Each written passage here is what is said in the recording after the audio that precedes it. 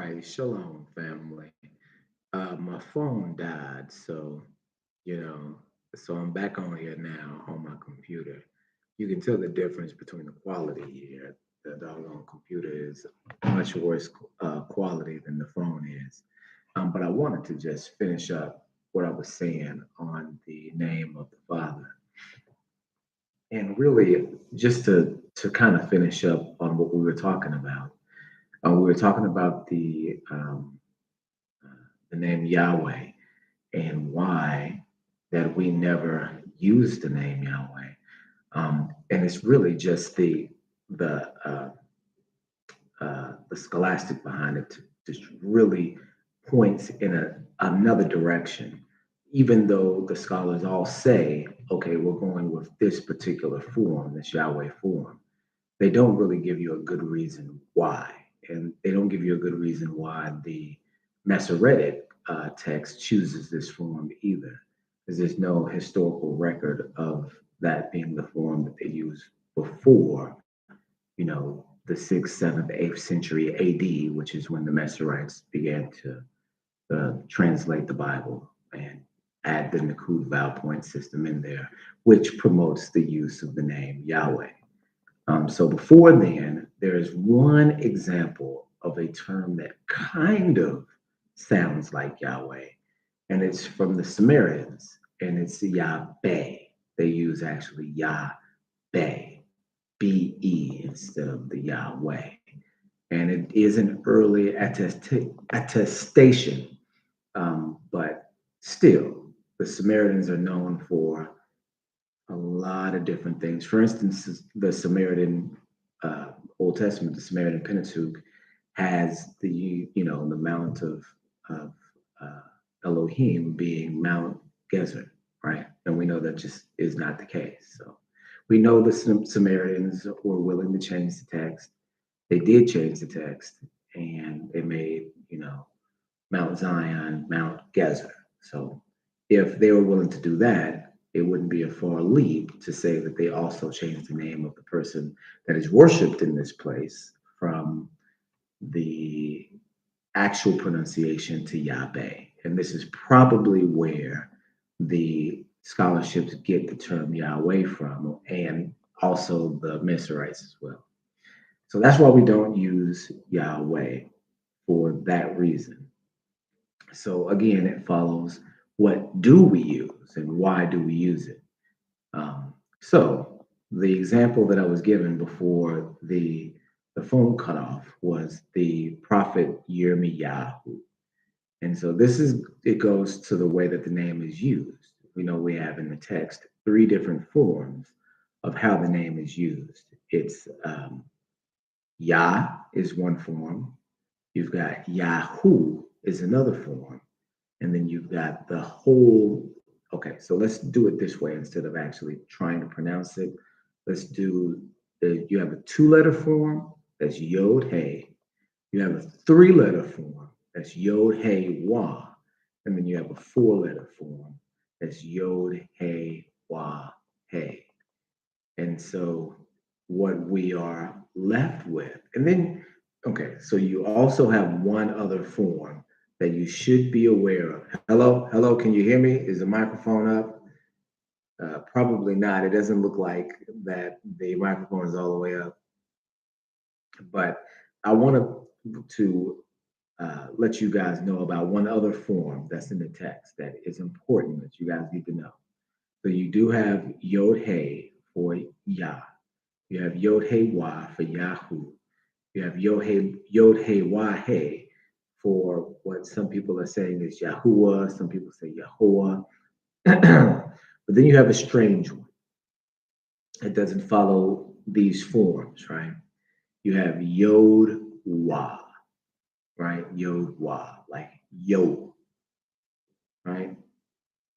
Yo. So there's four forms actually that will represent the name in someone else's name. So let's look at Yirmiyahu, the prophet Jeremiah. So Yirmiyahu, it means he will exalt Yahoo, right? That's what the name means. That's what that name means. So if you look at that name, um, it should follow the same pattern as the full name of the Father. So why does it not? Why does Jeremiah have, or Yirmiyahu have this abbreviation that is supposed to represent the entire name? Now, there is one thing that should be said. It's kind of a disclaimer. Uh, Jeremiah in itself, Yirmiyah in itself, is an abbreviation. So you have Yah as an acceptable abbreviated form. But why do you also have Yahoo as an acceptable abbreviated form? Um, and does it make a different sound altogether than its fully extended form, which has the hey on the end of it? That's what we're actually investigating here, is what is the three-letter significance, right? So Yirmiyahu, if you look at that three-letter term, Yahoo, at the end of it, you can see that in a lot of different places. You can see it in even modern culture as a search engine. You can see it in, even modern literature with Gulliver's Travels that was written by uh, author Jonathan Swift from England. And he inserted in Gulliver's Travels, this is the guy that went to all these crazy different places and met all of these different people. But in one of the places that he went, there was this really crude and brutish people that had, that lived in the jungle and, didn't have any rules, and they were, just the worst people. And they were called the Yahoos, right? They were called the Yahoos, this ancient Hebrew name they're using in this book for the worst people on earth, right? These were the Yahoos, right? And these people were dirty people, right? So it's crazy that you've got this kind of uh, that you've got this ancient Hebrew word that's showing up in this, modern classic, and then in a derogatory way in the modern classic. So you have this concept of Yahoo in pop culture already. It's even known as an exclamation, right? That's something that you should yell if you're excited or proud or, a winning moment. Yahoo! Right? So who knew that that was a prayer, that that was an exclamation to the Father? Um, but it clearly is because it's there in the text. So what we want to figure out is, how does Yah equal Yahoo equal Yahuwah? That's what we're looking for. How does Yah equal Yahoo and Yahuwah? So, so the way that we want to, the way that it comes together, and this is kind of the only way that it comes together, is you have the clue with the fourth, permutation. You could call it a permutation of the name, which is the Yod Wah, which you would say would be Yo, right? And so where do you find that? Whose name do you find that in? Well, you find it in several. For one, you find it in Joseph, right? Joseph. Um, Joseph. Really, the name is, and it's formed like this one time in the text, just once. But really, his full name is Yahusef. Yahusef, which means Yahoo is at it. But more times than not, many more times, 99% of the time in the text, Joseph is rendered as Yosef. So how can it be Yahusef and Yosef? Okay, another example is the book of, or is the prophet Joel. So Joel is really Yoel, which is Yahoo is Elohim, right? So how do you have Yod He representing Yah, Yod He Wah, Yahoo, and then Yod He Wah He, Yahuwah? And here's the other thing. In the names of other people in the Bible, that worshiped the Father, that worshiped the creator of the universe, why didn't you see the full name? Why didn't you see Yohe Wahe incorporated into any name in the text whatsoever? It's not incorporated into any name in the text at all. It's not incorporated into any name at all.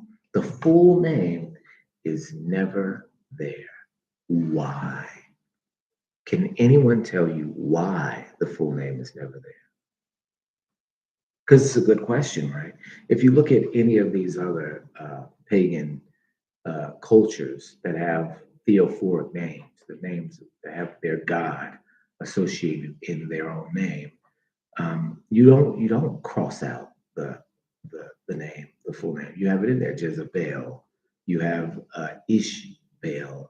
You have um, uh, uh, uh, uh, uh, uh, I'm sorry, Nebuchadnezzar. I'm drawing a blank here. Nebo, Nebuchadnezzar. His full name is there. They're not abbreviating it in any way. And even Ben Hadad, right? All of these different, you're really not supposed to say the pagan names, but we're in the teaching um, atmosphere. So we'll let that slide. But you're really not supposed to even say these names. But the full names are there in the name of the person who they're worshiping, right? Who is the worshiper. So why doesn't it work that way for the creator of the universe? Unless it does. Unless it does, right? Unless it does work that way. And we just don't know exactly what we're pronouncing. But the sound is coming out as intended. So check this out. This is just a so you have to understand the way that sonic equivalents work. And a lot of people are going to reject this right offhand and just look to the sanctity of the text as their hallmark.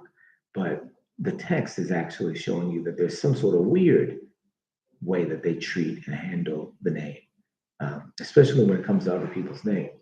So so it kind of shows us that the sanctity of the name is really not there in the way that we think it is. Because the Hayes fall out. If the name is Yod Hey Wahe, then it should appear that way in every instance, even in the theophoric names. But you see it, more often than not with all the Hayes missing, or at least one, like Yahoo, in every place. You see uh, uh, you see Yirmiyahu, you see Yeshayahu, you see Obadyahu, you see Yahuzadek, you see uh, uh, uh, Yahuram, you see all of these different names that reflect this three-letter understanding of the Father's name. And then you see some that reflect a two-letter. That's Yo. So listen. Yao, Yao, Yao, Yao, Yao, Yao, Yao, Yao, Ya, O, Ya, O, Yo. Do you see how that works? Do you see how the representation of the sound when you say Yao could be Yod, He, Wa, as in Ya, Ho, or Yao, Ya, Ya, O, or Yod, Wa, as in Yao, Yo, without the haze. Yo. So that's why you have Yahusha. That's why you have Yosef, because that's how it sounds. Yo, right? Yo. But if you had half of the syllable, just the half, it'd be Ya. If you had the other half, it's O. Ya, O. And here's the other thing. It's not as if you don't have more evidence than just that, right? You have the three-letter reference in all Greek writing, in all first century texts, when the Greeks and Romans were first being introduced to this Hebraic culture, you have them saying themselves, hey, the Father's name, as we hear it, is Yah, is Yah. They're spelling it um, uh, with the I letter, the one that goes E, and then they're doing the A, the alpha, and then they're doing the omega, right? So Yao, because they don't have a yod, they don't have a yi, they have an E. So they're trying to say it, but what they're saying sounds like this: Yao, as in Yao. Do you see what I mean? Do you see how that Yao can be Yosef? Do you see that how that Yo can be Yoshua, Joshua? Do you see how that Yo can be Yoel, Joel? Do you see how that two-letter representation can also be the same thing as the three-letter representation, as in Yehosadaf, Sadak, I'm sorry, Yehozadak, Yahuzadak. If you say each letter, Yahuzadak, but if you say it as a concept, it's Yehozadak. Do you hear the concept? Yehozadak. And in that understanding, the last hey is unnecessary because it's understood with the O. Yo. It's understood with the O. Yehozadak. Right? Jozadak. Right?